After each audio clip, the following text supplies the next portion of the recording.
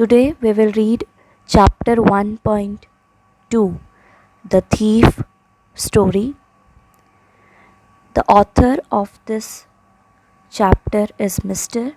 Ruskin Bond, who was born on 19th May 1934.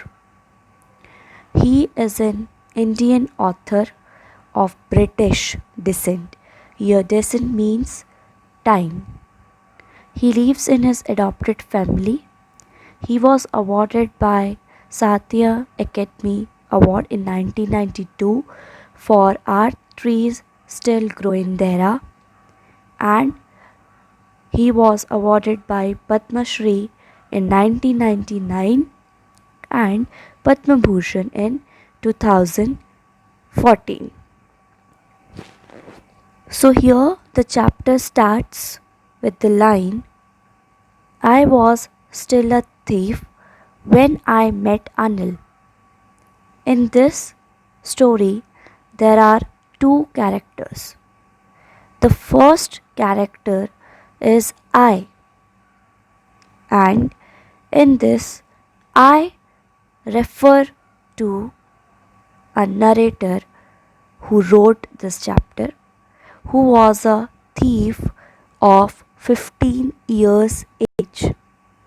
And the second character of this chapter is Anil, who was approximately 25 years age.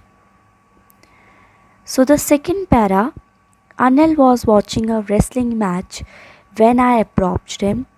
He was about 25, a tall, lean fellow, and he looked easygoing, kind, and simple enough for my purpose.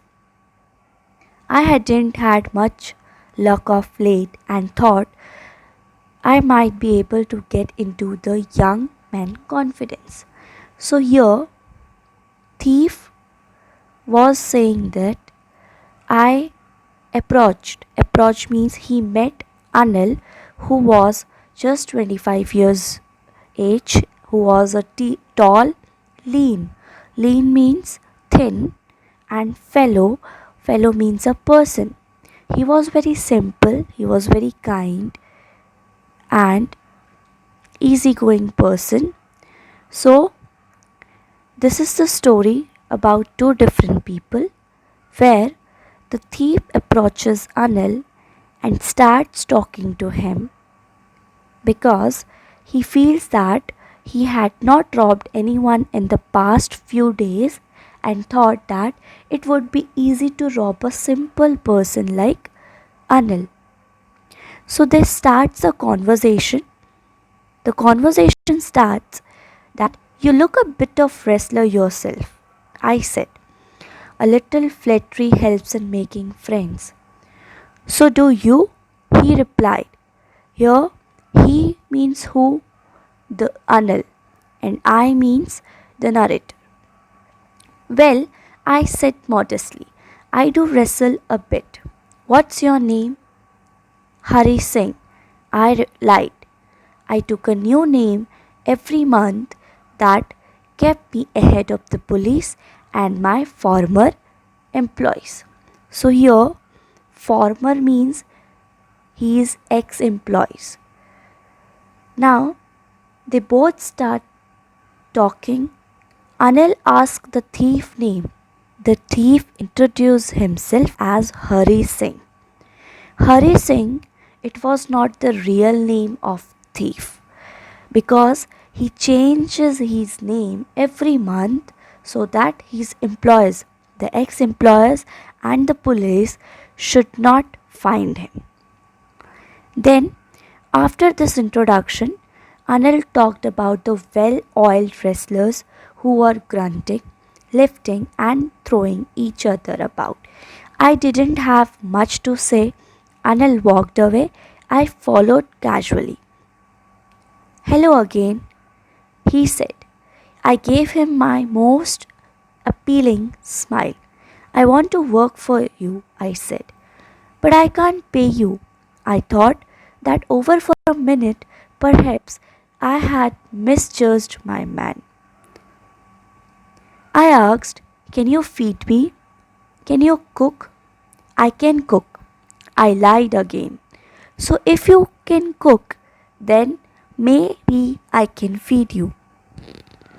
So here, after the introduction, they started talking about the wrestlers, and Anil was leaving when Hari called him again and asked him if he could work for Anil. Anil said that he wait he won't be able to pay him but could feed him if he knew how to cook. So Hari lied again and he told that yes, he know how to cook. So here appealing means attractive and misjudged means just misunderstood. Now, next, he took me to his room over the Jumna sweet shop and told me I could sleep on the balcony. But the meal I cooked that night must have been terrible because Anil gave it to a stray dog and told me to be off. But I just hung around, smiling in my most appealing way, and he couldn't help laughing.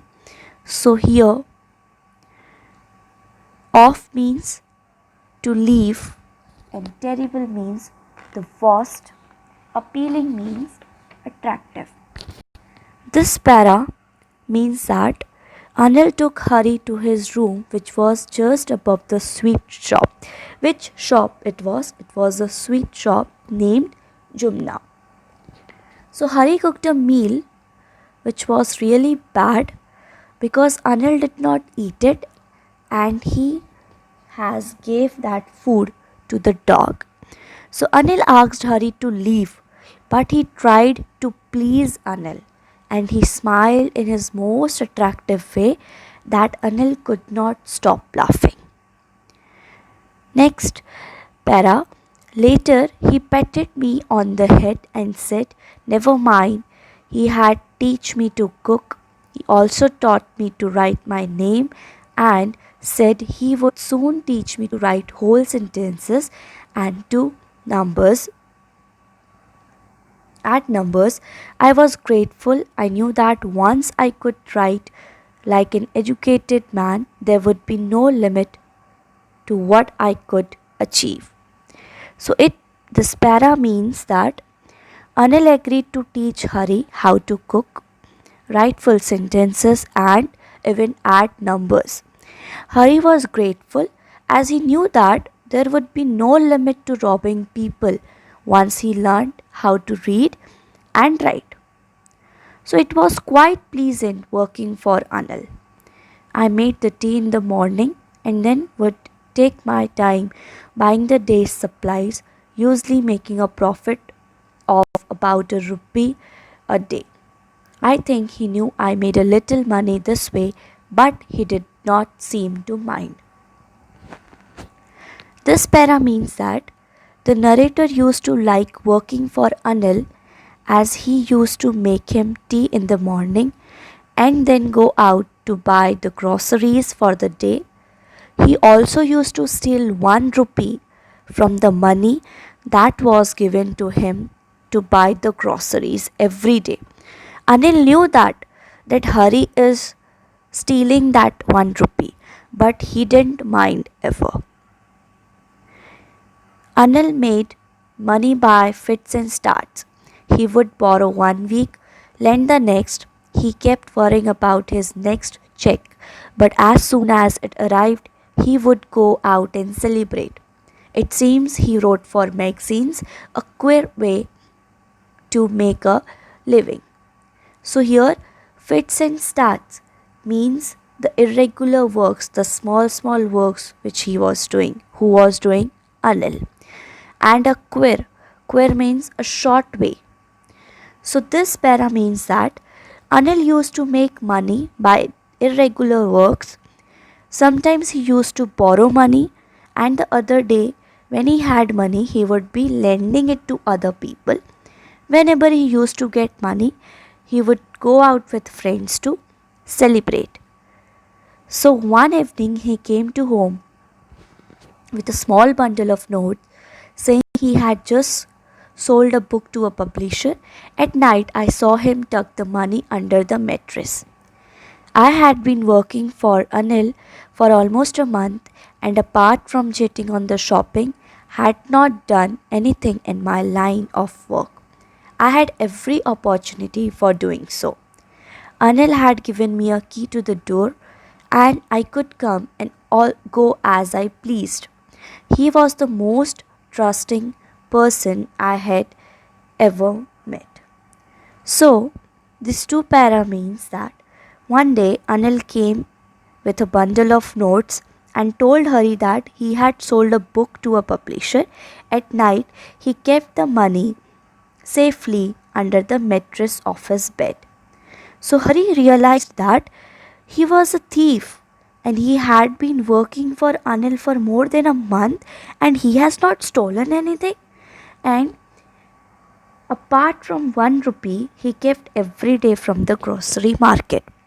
So he thought that I have every opportunity, but I have not stolen anything. So he was planning for the thief. Now, and that is why it was so difficult to rob him. It's easy to rob a greedy man because he can afford to be robbed, but it isn't difficult to rob a careless man. Sometimes he doesn't even notice he has been robbed, and that takes all the pleasure out of the work. So, this para means that Hari had many chances to steal as he had the key to the room as well, but he was surprised that the amount of trust Anil had on him, as he had never seen such a trusting person in his life. So Hari was thoughtful that should I rob him or not? Because robbing a careless person like Anil didn't make much difference because he might not even notice that he had been robbed, and that took out all the fun for the work. So, well, it's time I did some real work. I told myself I'm out of practice, and if I don't take the money, he will only waste it on his friends. After all, he doesn't even pay me. So, this lines means that then Hari thought that stealing Anil's money and justified himself that if he didn't steal money from Anil, then also he would waste it on his friends, and also Anil didn't pay him for the work he did. So here I will complete my video. In this video, I have completed 2 pages as the chapter is divided into 4 pages. So in this video, I have completed 2 pages,